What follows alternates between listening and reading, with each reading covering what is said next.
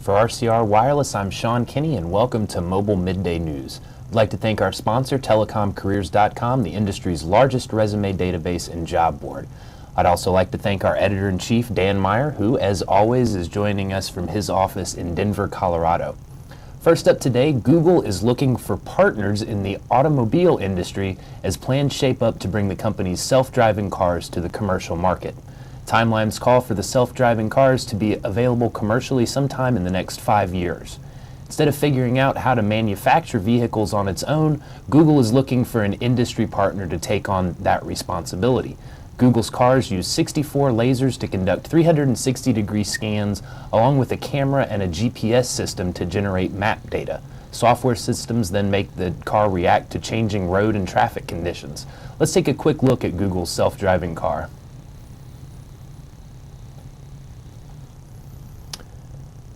Now let's bring in our editor-in-chief, Dan Meyer. Dan, I see you've got part one of a two-part story wrapping up the 100 biggest telecom-related news items of 2014.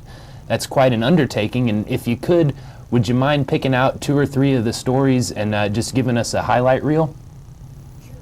Actually, this is going to be a 4-part series. We're going to go pretty big with this here, but 25 stories per day, kind of looking back at the top stories of the year. Today we posted up the first part one of that, which is looking at top stories kind of going from January through March.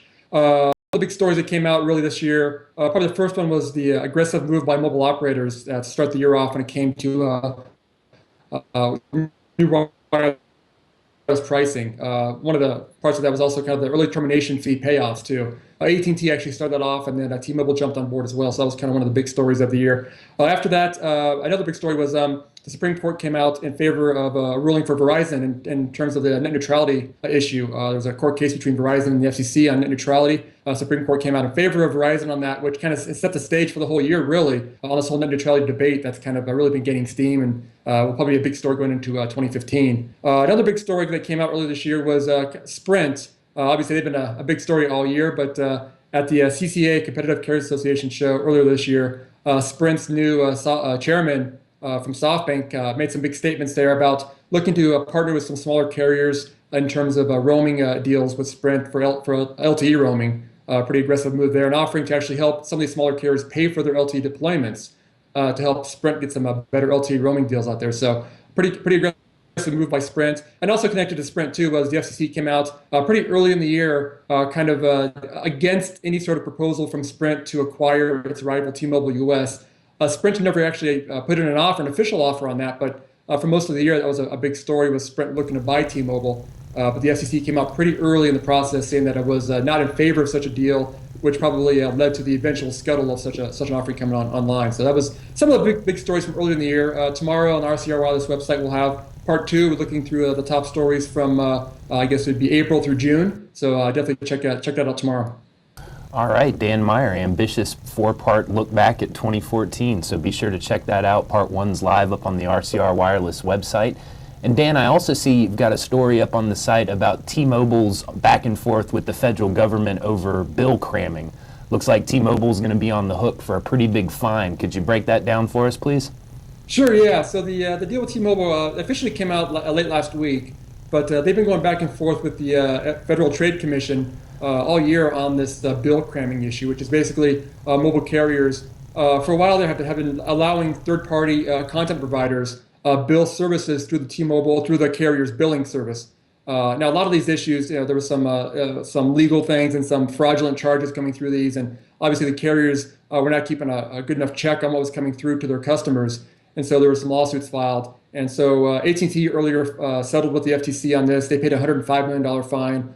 Sprint is also reportedly looking to probably pay a fine pretty quick as well on this issue. But late last week, T-Mobile agreed to pay at least $90 million in refunds to customers, and then another $22.5 million in potential fines related to bill cramming. So that should, I guess, kind of settle up for T-Mobile at this point. It was kind of interesting because T-Mobile CEO earlier this year, when the news first came out on this, kind of made it sound like a conspiracy, basically, that all this lobbying going on in D.C. was actually bringing up this issue, and that it wasn't a real issue for T-Mobile. And to T-Mobile's credit, they were pretty aggressive early on in trying to kind of shut down these billing practices. But in the end, customers were charged illegally for some services that they didn't want. and so T-Mobile was on the hook for that. So that's kind of what came out late last week. All right, Dan, and while we've got you here, let's do what we've been doing almost every day for the past 3 weeks and get a quick update on the FCC's ongoing broadband spectrum auction. Yes, indeed. Yes. So we're a little over a month into this process here. It's still ongoing. We're at about round 125, I believe, this morning. The bidding has definitely slowed down quite a bit. We're looking at about between 40 and 60 new bids per round. The FCC late last week, or at least for Friday, increased the number of bids, number of rounds per day, going from the previous 6 rounds, 30 minutes each, up to 8 rounds, 20 minutes each. So they're kind of trying to speed up the process a bit. But still, bids are still coming in. People are still bidding on these licenses. Each new round is bringing between $5 and $10 million more in new bids. So, there's no reason for the FCC to shut this thing down yet. There's still obviously an activity there. The FCC is looking to get as much money as possible out of this auction. Now we're looking at tomorrow kind of being the end before the holiday break. So we still have bidding for today and then another 8 more rounds tomorrow. After tomorrow's bidding, the auction will be taking a 2-week break, picking back up on January 5th. So it looks like we're going to hit that break. We're going to get to it, but still the action going, unless something happens in the next day and a half here. But it looks like we're still going to be going to this auction into 2015. So far, we're looking at a little over $44.4 billion generated in total winning bids. So a nice haul for the FCC and for the federal government. All right, Dan, we appreciate that update. That's Dan Meyer, does a lot of carrier policy news for us at RCR Wireless. And part of my coverage here is the HetNet ecosystem that covers everything from large and small cells to distributed antenna systems. Got a few stories up this morning on the RCR Wireless News website that highlight HetNet. First up, Vodafone has joined forces with JCDecaux, the largest outdoor advertising company in the world, to drop small cells into a number of markets. The partnership's an extension of a pilot program. For that, Vodafone dropped small cells on 160 JCDecaux bus benches in Amsterdam.